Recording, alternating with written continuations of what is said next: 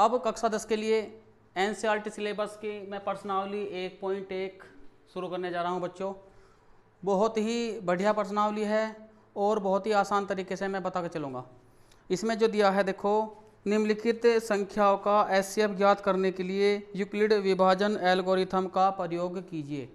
तो बच्चों सबसे पहले मैं तुम्हें बताऊंगा कि अगर हम किसी संख्या को किसी संख्या से भाग देते हैं तो उसका जो भागफल और शेषफल जो आता है वो किस प्रकार आएगा, और यह भी बता के चलूँगा मैं कि भाज्य क्या है, भाजक क्या है, भागफल क्या है और शेषफल क्या है, और इनके प्रयोग के आधार पर इस प्रश्नावली को हम किस प्रकार से करेंगे।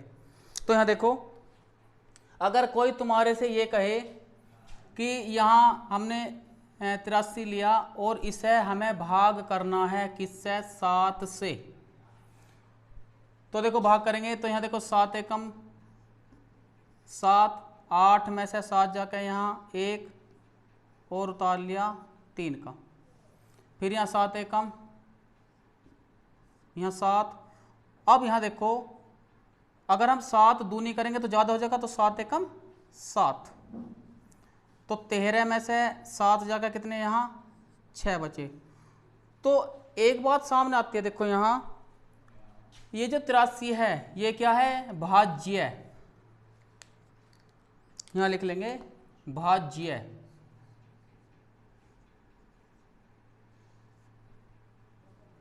यानी कि जिसको भाग करा जा रहा हो वो होता है भाज्य, और जिससे भाग किया जा रहा हो उसे बोलते हैं भाजक। तो ये हो जाएगा भाजक। और ये वाली जो साइड है ये होगा भागफल,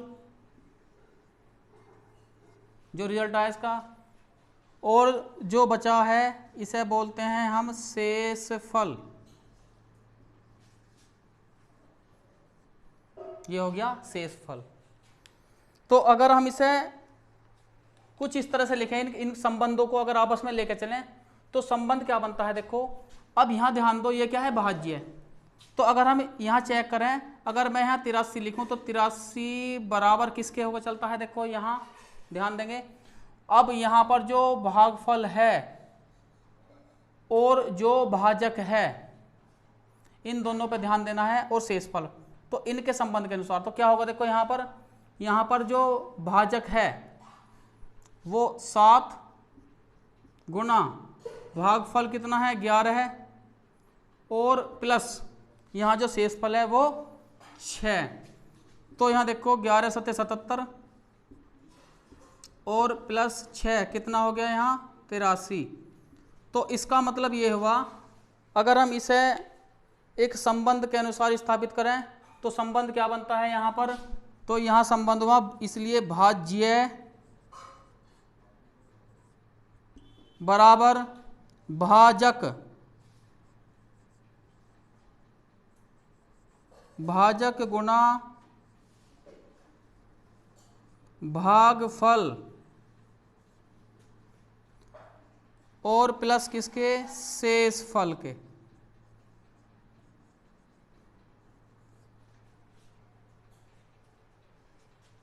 इस तरह से अब जो ये सिद्धांत है, जब हम इसे आगे हल करके चलेंगे तो यहाँ पर जो भाज्य है इसे हम कोई धन पूर्णांक लेके चलेंगे, यानी कि यहाँ पर अगर भाज्य कोई धन पूर्णांक है तो इसे a लेके चलेंगे, और अगर हम जो भाज्य है इसे कोई धन पूर्णांक a लेके चलें और जो भाजक है इसे लेके चले हम b, और जो भागफल है इसे लेके चले q क्वेश्चन, और जो प्लस जो शेषफल है इसे r लेके चले, यानी कि रिमाइंडर, यानी कि ये r हो गया इसमें। तो अब एक बात देखो, तो यहाँ संबंध बनता है a बराबर b q और प्लस r। तो मैंने ये बात बताई है कि यहाँ पर जो है a भाज्य है बराबर यहाँ भाजक और गुणा भागफल और प्लस जो r है यहाँ शेषफल, ठीक है। अब देखो यहाँ, अब हम पहला क्वेश्चन लेके चलेंगे। अब यहाँ देखो बच्चों, इसका जो पहला क्वेश्चन दिया है, निम्नलिखित संख्याओं का एचसीएफ ज्ञात करने के लिए यूक्लिड विभाजन एल्गोरिथम का प्रयोग कीजिए। तो देखो इसके अनुसार हमें 135 और 225 का हमें HCF ज्ञात करना है। तो देखो यहाँ कैसे ज्ञात करेंगे। अब चूंकि सबसे पहले लिख लेंगे 225 जो है बच्चों, 225 जो है ग्रेटर यानी कि अधिक है किससे, 135 से। ठीक, तो इसमें करना क्या है देखो, तो 225 को हम भाग कर देंगे 135 से, इस तरह से भाग कर लेंगे। तो देखो 135 एकम 135 इस तरह से हमने ये भाग कर लिया। अब 5 में से 5 जाकर यहाँ क्या 0, अब यहाँ 2 कम है तो धाई ली, धाई में 10, 10 तो 12 में से 3 जाकर यहाँ 9। तो इस तरह कट कर लेंगे क्योंकि पूरा कंप्लीट लेके चलना है इकाई तक, ये इसका यूज करते हुए 90। अब 135 को इस साइड में ले आऊँगे क्योंकि इस सिद्धांत के अनुसार काम करना है हमें। अब यहाँ जो 90 है, जो शेषफल है, रिमाइंडर है, वो बराबर 0 नहीं बना, तो क्या करेंगे, इसे यहाँ रोक के और इसे इधर ले आऊँगे 135 को इस तरह से यहाँ। अब 135 को इससे 90 से भाग करना है, तो 90 एकम यहाँ आ गया 90। फिर यहाँ देखो 5 13 में से 9 जा कितना 4। अब इस 90 को, अब यहाँ देखो यहाँ भी अब जो शेषफल है, जो शेष है वो 0 के बराबर नहीं बना, ठीक है, क्योंकि शेषफल यहाँ जो है 45 आया। अब इस 90 को फिर यहाँ ले आओ, इस तरह चेंज करता हो, तो 45 दूनी कितना आ गया यहाँ 90। तो अब यहाँ क्या है, वो शेषफल 0 बना, यानी कि रिमाइंडर 0, या 0 लिख सकते हैं या ऐसे कट भी लगा सकते हैं। तो यहाँ कितना बना, यहाँ 45 जो है इसका HCF आया। अब यहाँ लिखेंगे देखो, तो इस सिद्धांत को हम दिखाऊंगे ऐसे, यहाँ लिखना होगा, पहले इस तरह कर लोगे, अब लिखोगे यहाँ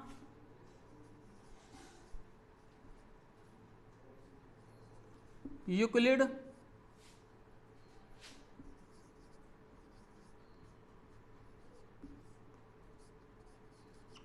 विभाजन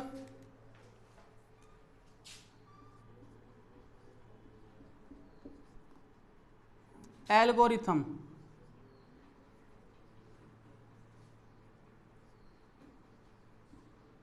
का प्रयोग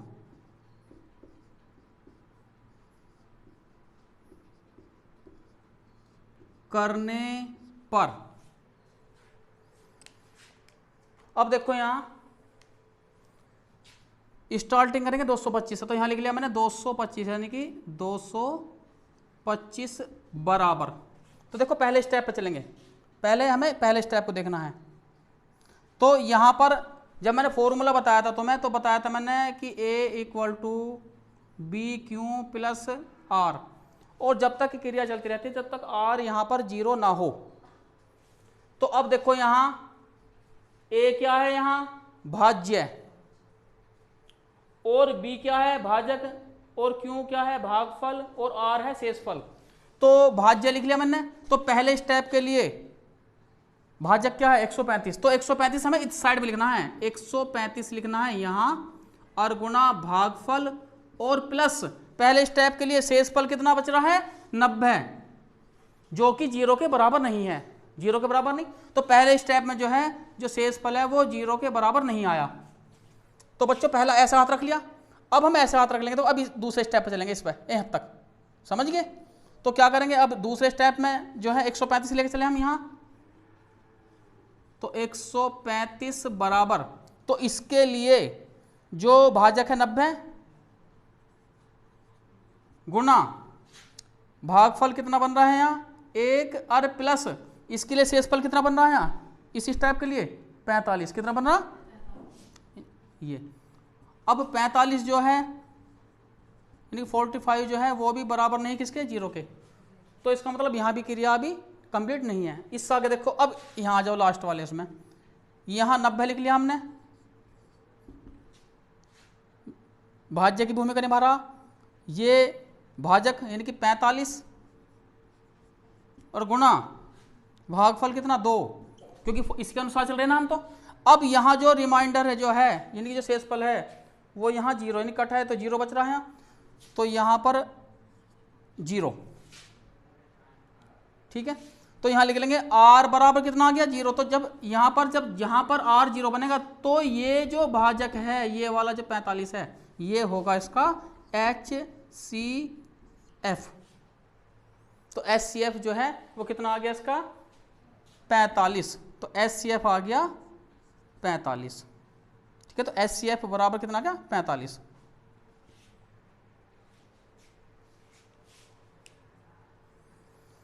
अब ये देखो, अब 196 और 38,220 का हमें HCF याद करना है। देखो,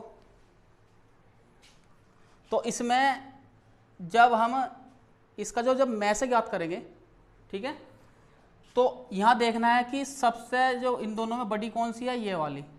तो जब 38,220 अधिक है किससे 196 से, तो पहले स्टेप में किसको 38,220 को भाग करना है 196 से, इस तरह से भाग करना।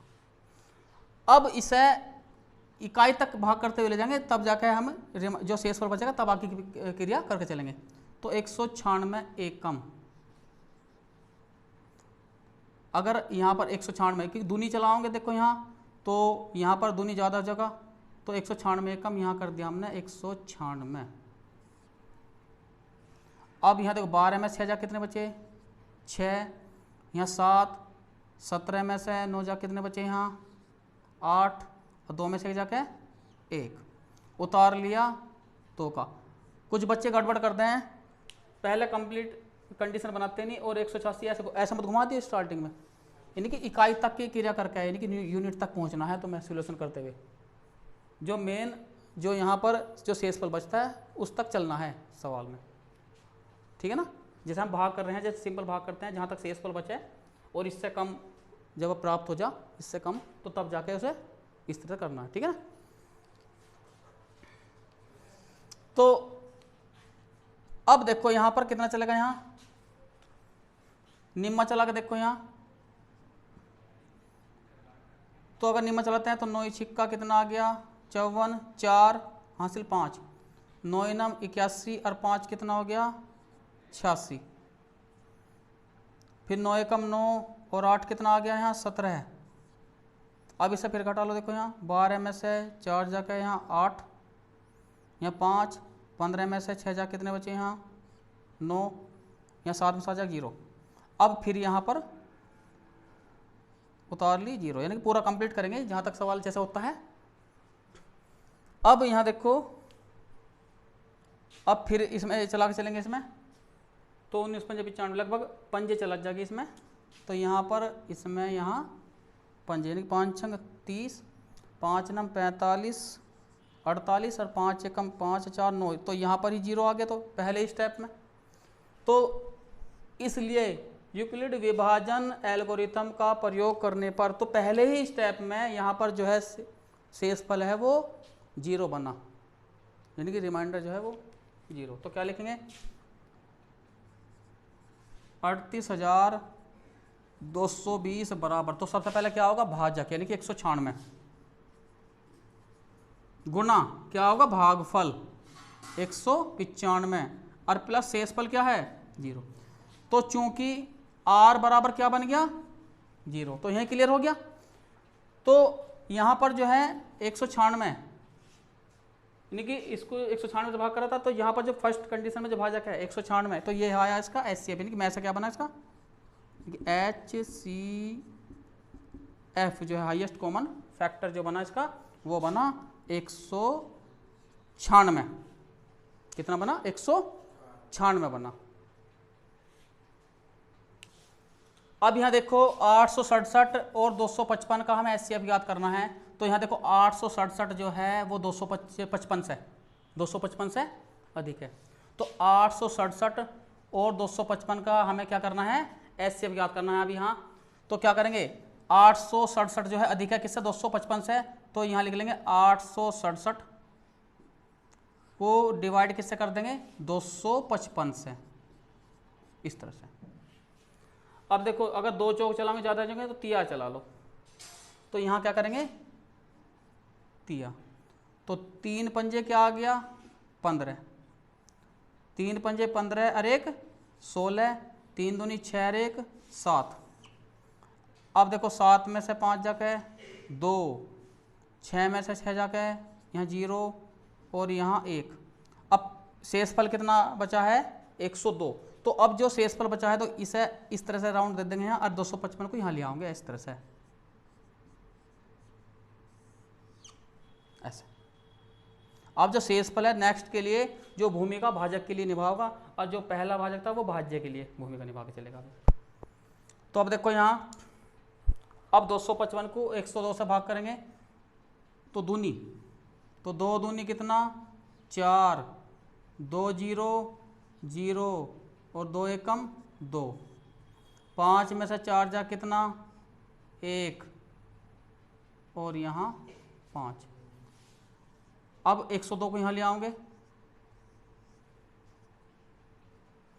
फिर यहाँ सीधा दूनी तो 2 एकम 2 और 2 पंजे 10, तो यहाँ 0 बचे।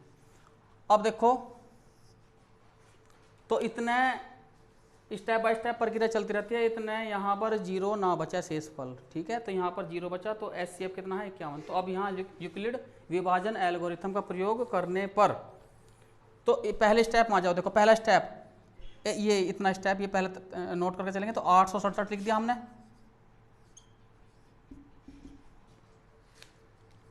बराबर। तो इस पहले के लिए जो भाजक है कितना है 255। तो पहले इसे 255 लिखेंगे यहाँ 255 और गुणा भागफल क्या है पहले स्टेप में 3 और जमा यहाँ शेषफल है 102। तो 102 तो 0 है नहीं। अब चूंकि 102 बराबर नहीं 0 के, तो अब आगे क्रिया चलेगी। तो ये वाला क्लियर हो गया। अब इस वाले में आ जाओ, इस वाले में।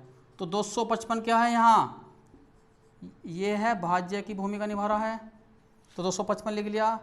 फिर यहाँ 102 जो भाजक की तरह काम कर रहा है गुणा 2 और जमा कितना 51 शेषफल जो, लेकिन यहाँ भी 51 अभी तक 0 नहीं हो पाया। तो यहाँ देखो अब चूंकि 51 बराबर नहीं किसके 0 के, तो फिर आगे भी हमें ये लेके चलना पड़ा, ठीक है ना। तो तीसरे स्टेप में जाके इसका सोल्यूशन हुआ।